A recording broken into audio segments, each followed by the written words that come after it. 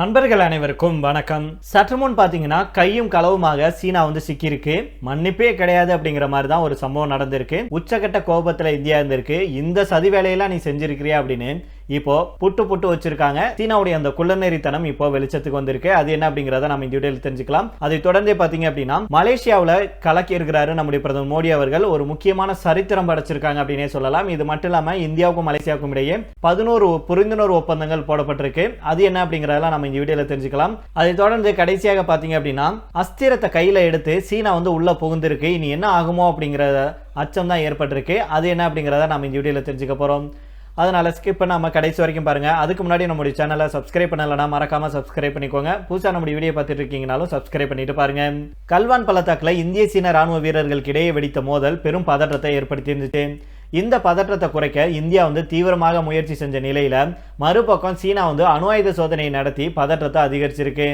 அணு ஆயுத சோதனையை சீனா மேற்கொண்ட விஷயம் தற்போது வெளிச்சத்துக்கு வந்திருக்கு.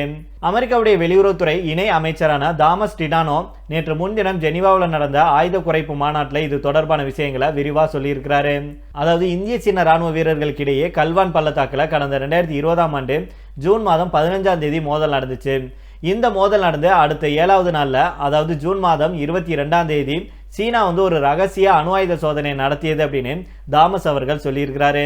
சீனா தன்னுடைய லோப்னூர் தளத்துல நூற்றுக்கணக்கான டன் அளவிலான அணு வெடிப்பு சோதனையை நடத்தியதாக தாமஸ் அவர்கள் குற்றம் சாட்டியிருக்கிறாரு. வழக்கமாக அணு ஆயுத சோதனைகள் நடத்தப்பட்டால் நில அதிர்வு மூலம் அந்த சோதனைகள் வெளியுலகத்துக்கு தெரிந்துவிடும். அதனால நில அதிர்வு கண்காணிப்பு கருவிகள்ல இருந்து தப்பிக்க அணு வெடிப்பை தரைக்கு அடியில பெரிய குகை போன்ற அமைப்புகள்ல நிகழ்த்தும் டீகப்ளிங் முறையை சீனா பயன்படுத்தி இருக்கு அப்படின்னு சொல்லியிருக்காங்க. கல்வான் பள்ளத்தாக்குல இந்தியாவுக்கும் சீனாவுக்கும் இடையே ஏற்பட்ட மோதல்ல 20 இந்திய வீரர்கள் வீரமடைஞ்சாங்க. சீனாவுடைய தரப்புல உயிரிழப்புகள் பெருமளவுல ஏற்பட்டுச்சு. எல்லையில பதற்றம் உச்சத்துல இருக்கும்போது ஒரு வாரத்துல சீனா இந்த அணு ஆயுத சோதனையை நடத்தியது சர்வதேச அளவுல இப்ப பெரும் அதிர்ச்சியை ஏற்படுத்தி இருக்கு. இதன் மூலம் அணு ஆயுத சோதனையை தடை செய்யப்பட்ட ஒப்பந்தத்தை சீனா மீறி உள்ளதாக அமெரிக்கா விமர்சனம் செஞ்சிருக்காங்க. அது சரி, கிட்டத்தட்ட 6 வருஷத்துக்கு அப்புறம் இப்ப ஏன் இந்த தகவல் வெளியாயிருக்கு அப்படின்னு தானே கேக்குறீங்க.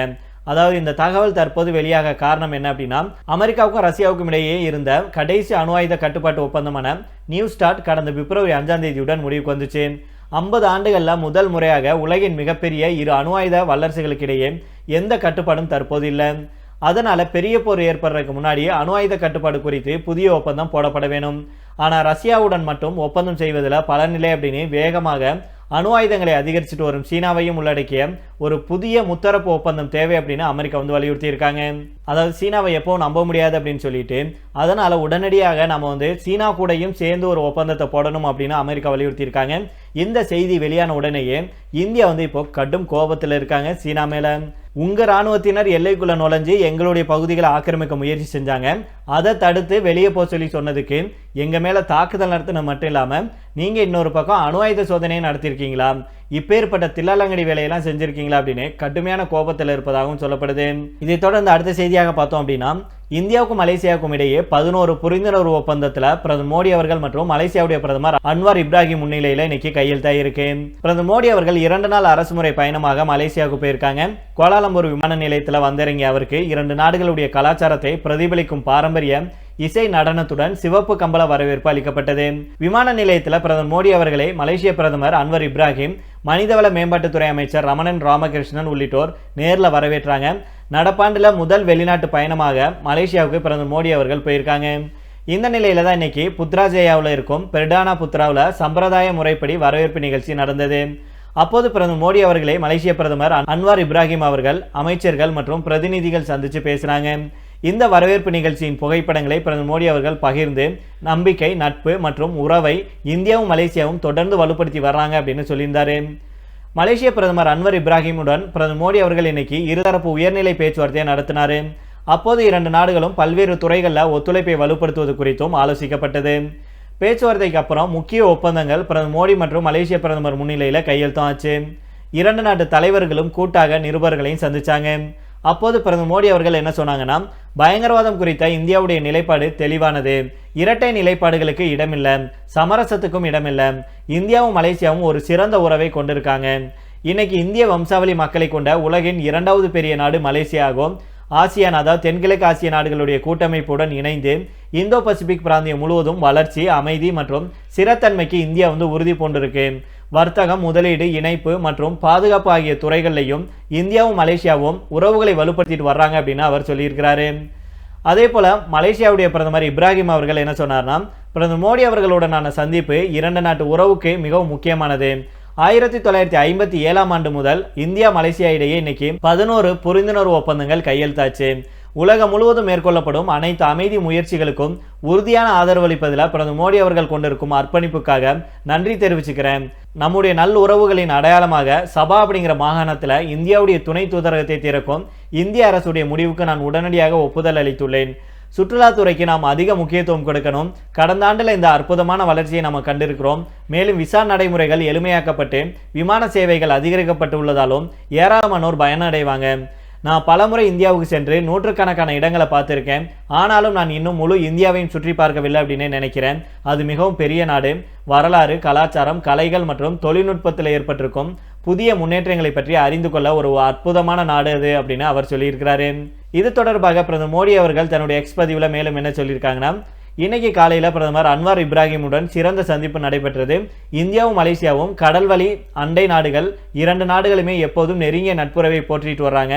வர்த்தகம், உள்கட்டமைப்பு, எரிசக்தி, தகவல் தொழில்நுட்பம், உயிரி தொழில்நுட்பம் மற்றும் பல துறைகளில் உள்ள வளர்ச்சிக்கான ஒத்துழைப்பை நாங்கள் ஆய்வு செய்தோம். அதில் பாதுகாப்பு, தற்காப்பு, செயற்கை நுண்ணறிவு, டிஜிட்டல் தொழில்நுட்பங்கள் மற்றும் செமிகண்டக்டர் ஆகிய துறைகளிலையும் இரண்டு நாடுகளுக்கிடையே ஒத்துழைப்பை வலுப்படுத்த நாங்கள் ஒப்புக்கொண்டோம் அப்படின்னு அவர் சொல்லியிருக்கிறாரு.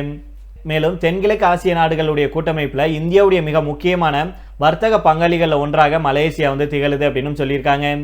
இரண்டு நாடுகளுக்கிடையே சுமார் $20 பில்லியன் மதிப்பிலான வர்த்தகம் நடைபெற்று வரும் நிலையில் கடந்த காலங்களில் பாதுகாப்பு மற்றும் டிஜிட்டல் தொழில்நுட்ப துறைகளில் பல்வேறு முக்கிய முடிவுகள் எடுக்கப்பட்டுச்சு. குறிப்பாக தமிழ் மொழி மீதான மலேசியர்களுடைய பற்று மற்றும் அந்நாட்டு கல்வி முறையில் தமிழுக்கு அளிக்கப்படும் முக்கியத்துவம் இரண்டு நாடுகளையும் கலாச்சார ரீதியாக இணைக்கும் பாலமாக அமைஞ்சிருக்கு. மேலும் இரண்டு நாடுகளுடைய தலைவர்கள் பேச்சுவார்த்தையின் போது பார்த்தீங்கன்னா தீவிரவாதம் ஒழிப்பு, உள்துறை தகவல்களை பகிர்தல் மற்றும் கடல்சார் பாதுகாப்பு உள்ளிட்ட விவகாரங்களில் ஒத்துழைப்பை பலப்படுத்த உறுதி பூண்டிருக்காங்க. குறிப்பாக செமிகண்டக்டர்கள், தூய்மையான எரிசக்தி மற்றும் டிஜிட்டல் தொழில்நுட்பங்களுடைய முதலீடுகளை அதிகரிக்கவும் மலேசியாவில் UPI பண பரிவர்த்தனை முறையை அமல்படுத்தவும் இணக்கம் தெரிவிக்கப்பட்டிருக்கு.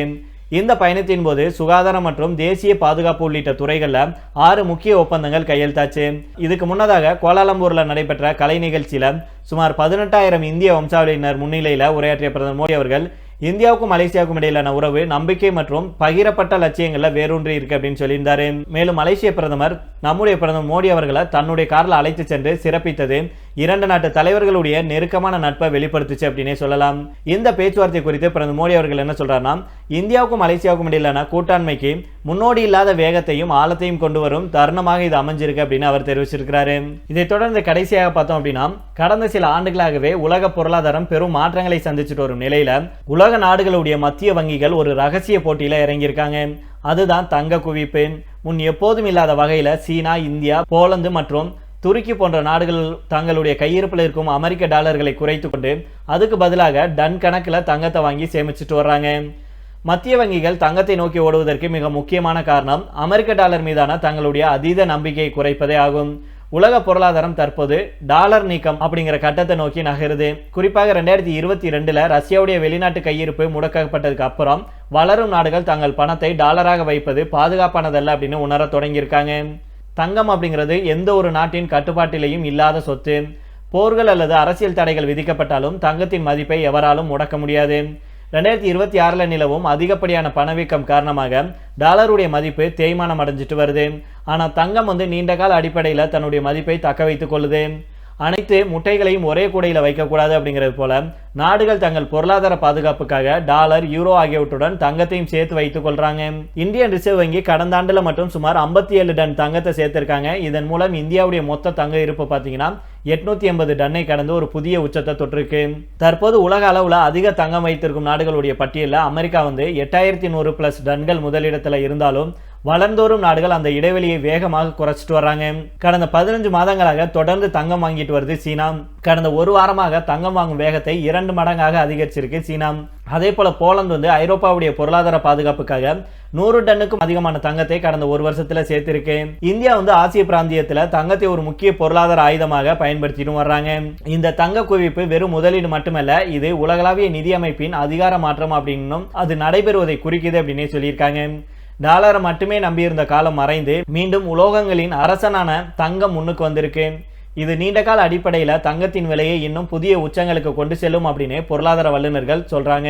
இந்த நிலையில தான் சீனா தன்னுடைய கையில தங்க அஸ்திரத்தை கையில எடுத்து உள்ள புகுந்து தங்க மார்க்கெட்ல உள்ள புகுந்திருக்கு அப்படின்னும் இதனால தங்கம் குறையறதுக்கு வாய்ப்பு இல்லை அப்படின்னே சொல்லியிருக்காங்க. இருந்தாலும் பொறுத்திருந்து பார்ப்போம் என்ன நடக்குது அப்படின்னு. இப்போ இதோட நம்ம இந்த வீடியோ முடித்துக் கொள்ளலாம். இதை பற்றி உங்களுடைய கருத்துக்களை கீழே உள்ள கமெண்ட் பாக்ஸில் சொல்லுங்க.